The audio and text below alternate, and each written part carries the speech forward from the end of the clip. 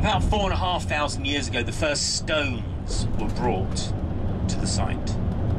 These stones were all the way from the Preseli Mountains in North Wales, about 400 kilometres, about 230 miles away. These enormous stones, 17 foot high, 45 tons in weight. These enormous stones are brought and placed into position. And over the course of nearly 1,000 years, Stonehenge is constructed. Until we end up 3,500 years ago with a complete stone structure. Which is the rather interesting name of the village we're now entering. Beautiful cottages, there's a Norman church. We'll get to see a couple of thatched roofs as well in the next village along. So all of these rather lovely villages nestled on the edge of Salisbury Plain. And not far from here,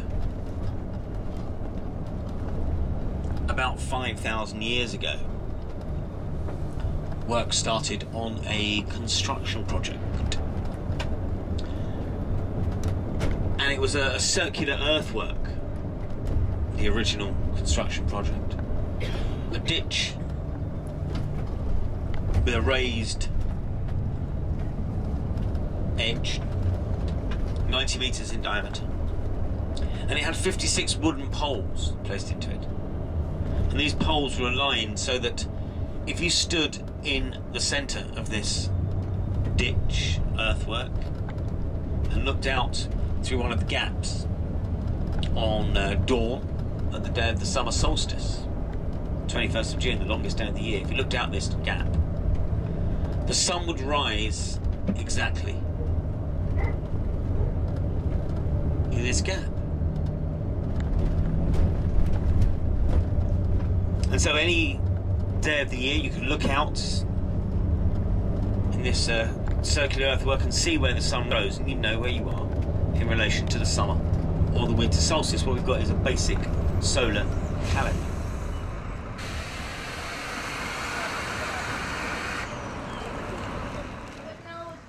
Things are broken actually. They're broken. Oh.